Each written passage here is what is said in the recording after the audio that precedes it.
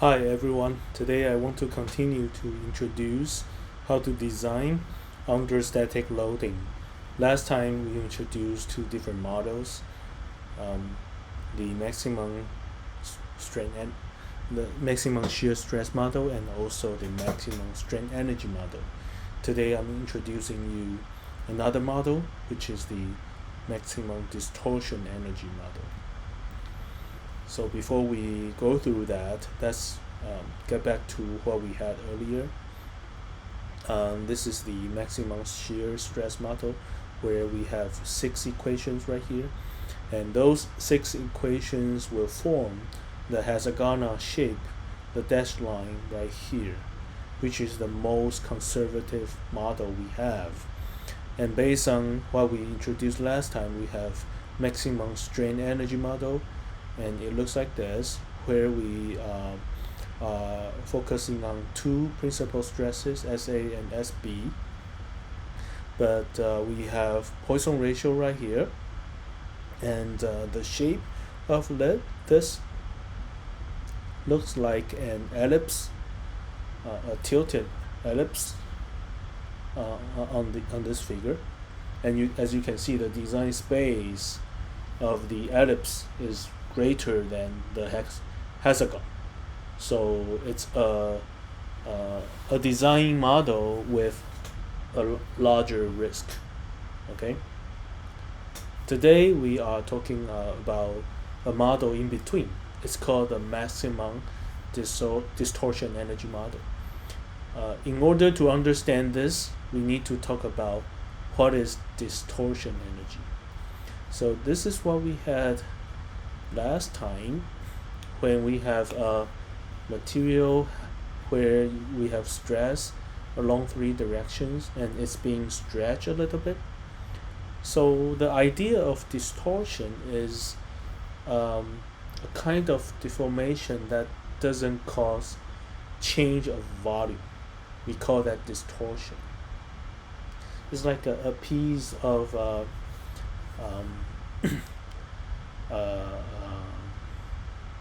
like a piece of rubber. You can change its shape, but the volume doesn't change. Okay, so if we can separate the volume change part and the distortion part, like what we have right here, this is the volume change part, and the rest of the deformation are purely distortion. Distortion is assumed as the deformation which doesn't include volume change. Okay, so it's like if we can separate them individually, when we sum them up, it goes back to the original case. Okay, so this could be a little weird, but please try to follow what I'm trying to introduce. So it's like in the first part, this is where we have all the contributions about volume change, only about volume change. So it's like in order to deform this material into this shape, first you expand it into certain size, and then you deform a little bit on the second part. But on the second part, when you deform a little bit, it's like you don't make the volume change anymore. And the second part is called the distortion. Okay, now let's get back to the first part when we try to perform the amount of volume change that we expect to make. So let's say when we achieve this, the total volume change is now being evenly applied onto this material along every direction. So we call this pure volume change stress as SV. So SV is being applied everywhere, they are the same, and the entire material is evenly enlarged up to what? Up to the amount of volume change that you are going to make in this general case.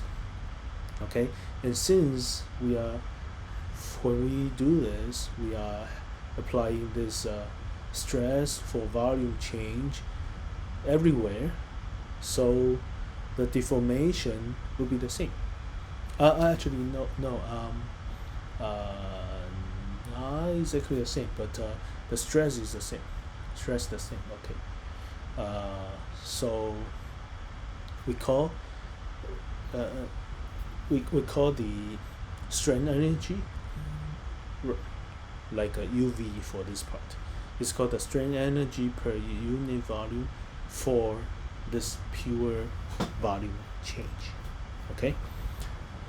For the second part, the distortion part, we from here you can tell I'm applying different symbols. This delta Vx, delta Vy, and delta Vz are the deformations for pure volume change. But for distortion, I'm using different value symbol. I'm using delta x prong, delta y prong, delta z prong, and as you can see, it distort a little bit, but no volume change. And the strain energy due to distortion, we directly call it distortion energy, and the unit is also per unit volume. Okay, so I hope you understand what I'm saying. If not, let's take a look at the mathematics behind it, and maybe you could understand better. So if we can separate this general stress into two parts, the first part is the stress for volume change, then the second part should be the stress for distortion. So we have this assumption: for every stress, there's a part where you contribute the pure volume change, that's SV. This SV is the same for all directions, and for the rest, they're called as x prong, s y prong, and s z prong. They are the stresses for which contributes distortion. Okay.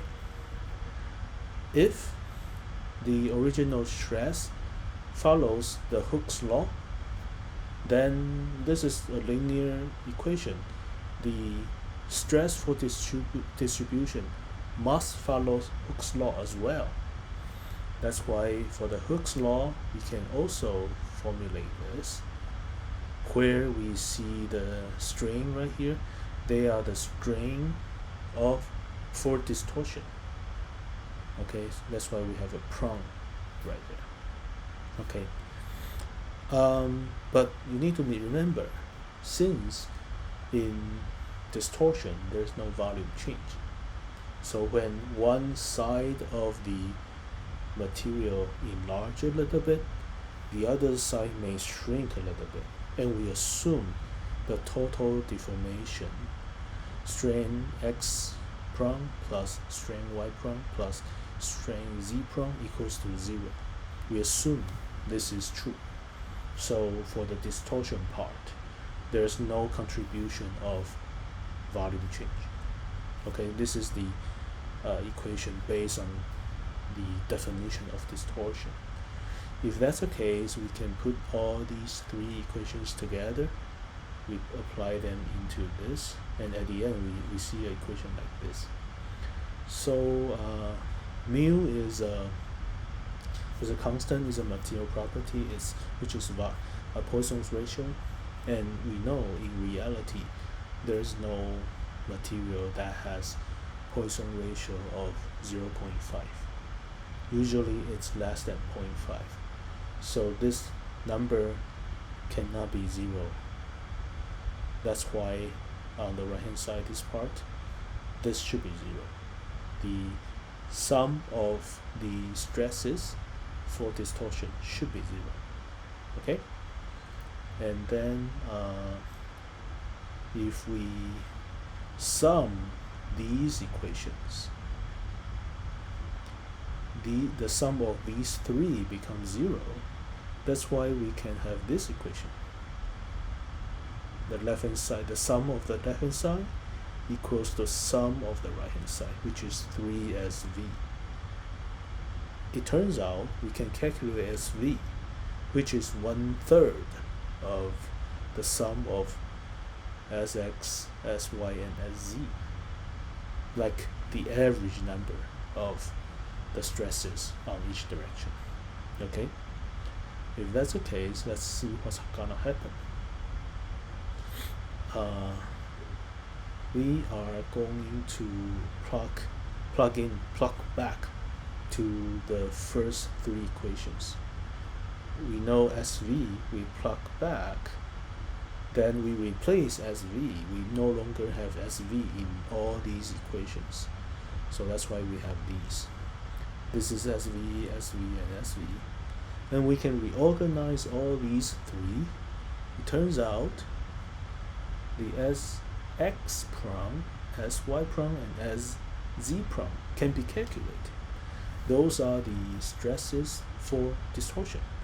They are basically functions of the original principal stresses. Okay? So how about the strain energy? What we can do right now is we can first calculate the strain energy for volume change. The way to do it is just like what we did for strain energy. We basically calculate the strain energy generated along each direction, and then you sum them together.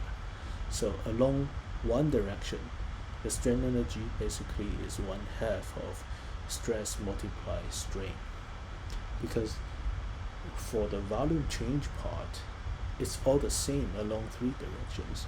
That's why we have 3 times of the strain energy that has been stored. This is the strain energy due to volume change, the pure volume change part. So at the end we have something like this. What we are going to do next is to replace the epsilon v. This is based on Hooke's law, because this is a linear problem. Even the stress and strain for volume change also follow Hooke's law. So this part we follow the Hooke's law, and the stress on all 3 directions are the same. Now we can rewrite this whole thing, and it ends up with some equation like this. And remember, in the previous slide we already know what is SV. We just need to plug in right here. So at the end, it's an equation like this. Over here we are just organizing the coefficient in the front. So this is the most simple form right here, the simplest form of strain energy of volume change. And what we are going to do next is something very interesting. This is called maximum distortion energy model, right? So we should calculate distortion energy. How do we do that?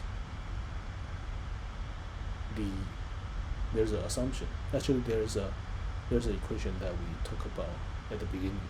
The strain energy equals to the strain energy for volume change plus distortion energy right here. So we already have this.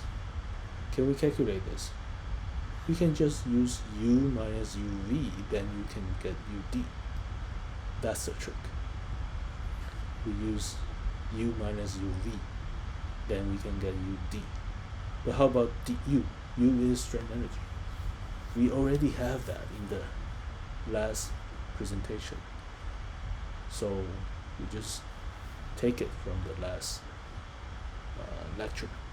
Just take it here, and this is what we had earlier. And then I spent some time to reorganize everything. At the end, this is what we have. Okay? Now, same trick. Let's reduce this to a simple problem, the tensile test. When we have tensile test, the stress on Y and Z becomes 0. So at the end, we have this very simple form. And when we have a stress that is reaching yielding strength, This is the maximum value we can have for this distortion energy. So this is the limit of distortion energy. So this general form cannot be greater than this. That's why at the end, this distortion energy, the general form, cannot be greater than the limit that we derive from the tensor test. And as you can see, the coefficient in the front can be removed, so we end up with an equation like this. And I mentioned once in our lecture in the class, and I'm gonna introduce again, officially introduce this in my video. We often call the term in the front right here. If you reorganize this equation into the following form, this term right here is called the von Mises stress. And from here you can tell it's a contribution of stresses along three different directions: Sx, Sy, and Sz. Okay, and the unit is still in the unit of stress, but it's a combination of the stresses in all three directions. So this von Mises stress has no direction. So people often use this as the equivalent stress, dimensionless, a stress that has no dimension. And this value combines what happened in all three directions. If this von Mises stress is smaller than the yield strength, it's a good design. It doesn't yield. So in many softwares, the software can calculate von Mises stress, and if you study what the software tell you, you will realize von Mises stress doesn't show any direction because it has no direction. It's an equivalent effect which combines what happened on all directions, x, y, and z.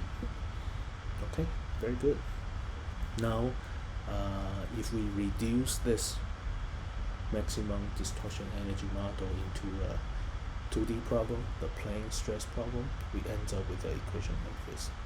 Very simple equation, and we use it a lot. Okay, so let's try to compare all the models. The last equation, I already draw it on the figure on the right hand side. It's the blue ellipse. As you can see, the blue ellipse is greater than the hexagon, but smaller than the red ellipse. It's in between. So the hexagon is the design limit for maximum shear stress. It's the most conservative, the smallest design limit. The red one is maximum strain energy, the largest one, but it's too aggressive. So in between maximum distortion energy is the blue one. And from here you can tell the difference between maximum strain energy and maximum distortion energy is the Poisson ratio. This one has Poisson ratio right here, but this one doesn't have it. Okay? If we apply safety factor, then all the shapes become a little bit smaller. Okay, so this is the introduction of maximum distortion energy. That's it for today's lecture. It's shorter, and maybe next time I will solve a problem and try to use all three models to study what's happening, and you may use that problem to get a feeling of the difference between all three models. Okay, that's it. See you next time. Bye bye.